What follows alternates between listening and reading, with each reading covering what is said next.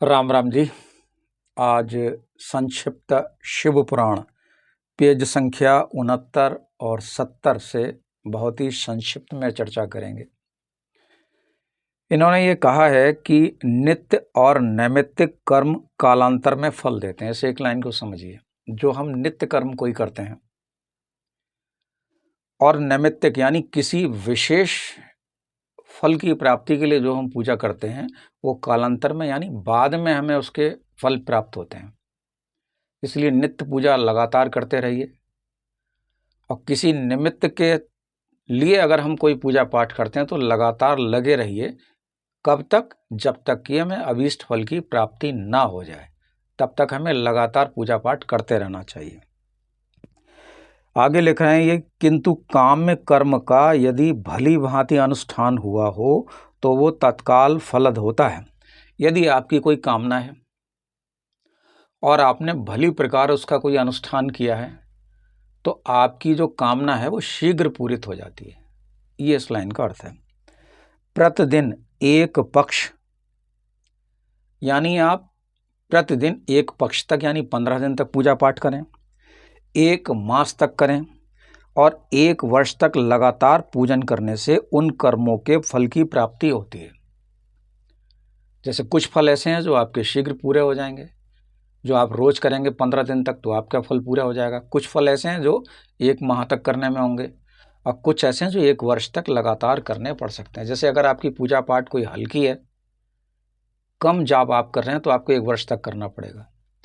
यदि आप जाप भी कर रहे हैं, उसका दशवांश हवन भी कर रहे हैं, गंगा के किनारे कर रहे हैं, किसी विशेष तिथि में कर रहे हैं, जैसे रवि पुष्य नक्षत्र है इसमें अगर आप कर रहे हैं या मकर संक्रांति को कर रहे हैं तो आपको विशेष लाभ होगा, वो शीघ्र आपको फलित हो जाएगा। ये इनके कहने का अर्थ है।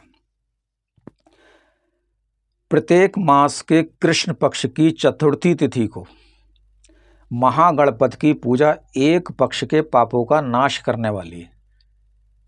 यानी आप एक महीने में जो 2 आप पूजा पाठ कोई करते हैं, जैसे कोई एकादशी व्रत रखता है महीने में 2 होती हैं, कोई चतुर्थी व्रत रखता है महीने में 2 होती हैं, तो एक व्रत 15 दिन के लिए आपको ऊर्जा देगा और 15 दिन बाद ऊर्जा देते देते धीरे धीरे उसकी ऊर्जा समाप्त की ओर आगे बढ़ेगी। जैसे आप मोबाइल चार्ज करते हैं तो वो धीरे धीरे ऊर्जा देता रहता है, मोबाइल को देता रहता है, एक समय ऐसा आता है कि वो ऊर्जा देना बंद कर देता, तो आपको पुनः चार्ज करना पड़ता है।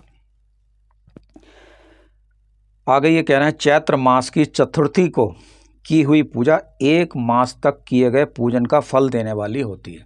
इसमें ये बहुत विस्तार से है, मैं बहुत ही संक्षेप में बीच बीच में से कहीं से पढ़ के आपको सुनाऊंगा। श्रावण मास के रविवार को, यदि श्रावण मास है और रविवार को पूजा कर रहे हैं तो उसका आपको विशेष महत्व मिलेगा। हस्त नक्षत्र से युक्त सप्तमी तिथि को, यहाँ नक्षत्र का भी महत्व है और तिथि का भी महत्व है। सप्तमी तिथि यहाँ सूर्य की है। माघ मास हो, शुक्ल पक्ष की सप्तमी हो तो भगवान सूर्य का पूजन करना चाहिए। ये शिव पुराण में है भाई। श्रवण नक्षत्र से युक्त द्वादशी तिथि को अथवा केवल द्वादशी को भी किया गया भगवान विष्णु का पूजन अभीष्ट संपत्ति देने वाला है। अभीष्ट का यहाँ अर्थ है कि आपने जो मन में कामना की हुई है वो आपको प्राप्त हो जाएगी, लेकिन कामना के हिसाब से प्रयास भी करना पड़ेगा। ऐसा है कि आप कामना कर रहे हो कि मेरे पास 100 हवाई जहाज हो जाएं और आप प्रयास साइकिल का भी नहीं कर रहे हैं तो कैसे होगा। इसलिए जो कामना रख रहे हैं उसके हिसाब से प्रयास भी करना पड़ेगा। श्रावण मास में यानी जो सावन का महीना अभी चल रहा है, श्रावण मास में की जाने वाली श्री हरि की यानी भगवान विष्णु की पूजा अभीष्ट, मनोरथ और आरोग्य प्रदान करने वाली होती है। फिर से समझ लो, सावन का महीना चल रहा है, इसमें अगर आप श्री हरि यानी भगवान विष्णु की अगर आप कोई पूजा करते हैं तो आपकी कामना को पूरी करने वाला होता है। कितने दिन तक करनी है? जब तक भैया सावन चले तब तक करनी है।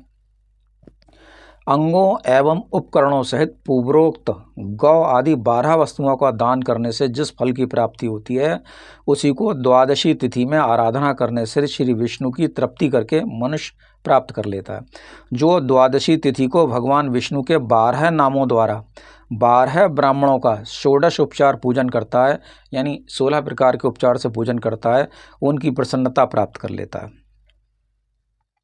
ऐसे बहुत हर महीने की हर तिथि के बारे में इसमें वर्णन है, बहुत विस्तार हो जाएगा, इसलिए बहुत संक्षेप करूंगा मैं। सूर्य की संक्रांति से युक्त आद्रा, यानी सूर्य की संक्रांति भी हो और आद्रा नक्षत्र भी हो, ऐसे समय का योग हो तो उस अवसरों पर शिव की पूजा का विशेष महत्व माना गया है। माघ का महीना हो, कृष्ण पक्ष की चतुर्दशी हो, तो शिव की पूजा संपूर्ण अभीष्ट फलों को देने वाली है, यानी जो जो आपकी इच्छा है उसको फलों को देने वाली है। शिव की पूजा यानी वह मनुष्यों की आयु को बढ़ाती है, मृत्यु कष्ट को दूर करती है, समस्त सिद्धियों को प्राप्त कराती है। किसकी पूजा? शिव की पूजा। अब ये तो बहुत विस्तार में है, तो 20 मिनट की वीडियो हो जाएगी, मैं इसको और छोटा कर रहा हूँ। ये पेज 70 पर है। शिव जी का पूजन मनुष्यों के महान दारिद्र्य को मिटाने वाला है, यानी गरीबी को दूर करने वाला है, संपूर्ण संपत्तियों को देने वाला है। कृतिका युक्त मंगलवारों को, यानी कृतिका युक्त का मतलब कृतिका नक्षत्र हो और मंगलवार हो। कृतिका नक्षत्र होता है सूर्य का। कृतिका युक्त मंगलवारों को श्री स्कंद का पूजन करने से, दीप एवं घंटा आदि दान करने से मनुष्यों को शीघ्र ही वाक सिद्धि प्राप्त हो जाती है, यानी जो वो बोलते हैं वो प्रभु को सत्य कराना होता है, यानी उनके मुख से सत्य ही निकलता है।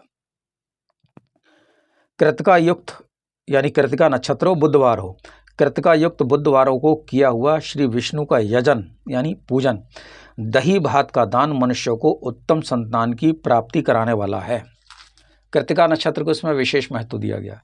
कृतिका युक्त गुरुवारों को धन से ब्रह्मा जी का पूजन, मधु, सोना और घी का दान करने से मनुष्यों को भोग वैभव की वृद्धि होती है।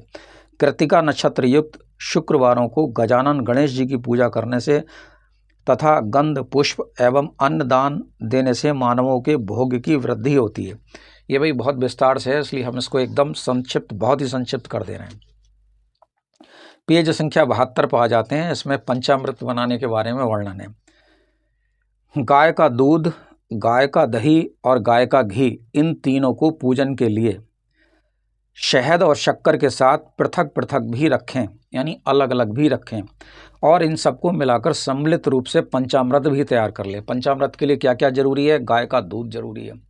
दूध ना मांगे, गाय का दूध मांगे, उसमें भी कहें कि देसी गाय का दूध हमें चाहिए, और उसी देसी गाय का दही भी हो और देसी गाय का घी भी हो। तो दूध, दही, घी, 3 चीज़ें ये हो गई।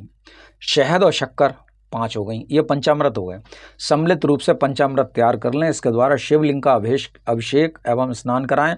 फिर गाय के दूध और अन्न के मेल से नैवेद्य तैयार करें। गाय के दूध से और अन्न मिला लें, यानी गाय के दूध में अगर आप चावल से खीर बना लें तो वो नैवेद्य कहलाएगी। गाय के दूध और अन्न के मिल से नैवेद्य तैयार करके प्रणव के मंच के द्वारा, प्रणव के मंत्र उच्चारण, प्रणव कहते हैं ओम के लिए। जैसे आपने कहा ओम,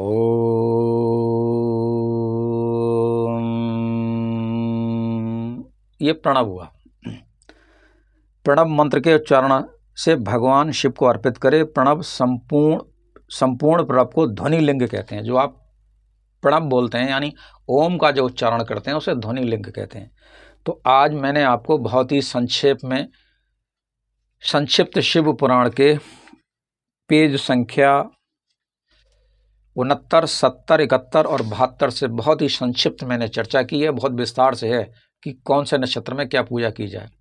अगर आपको विस्तार से जानना तो भाई स्वयं संक्षिप्त शिव पुराण गीता प्रेस का खरीदें, स्वयं अध्ययन करें, क्योंकि विस्तार से ना तो आपको ये पेज भेजना संभव है और ना ही बताना संभव है। बहुत बारीकी से पढ़ें, बार बार पढ़ें, नहीं समझे फिर से पढ़ें, फिर से पढ़ें। कोई चीज़ समझ में नहीं आ रही तो फ़ोन करके पूछ ले भाई। तो आज के लिए बस इतना ही। हरिओम। मैं पंडित राकेश पांडे, बरेली। पुनः एक बार हरिओम।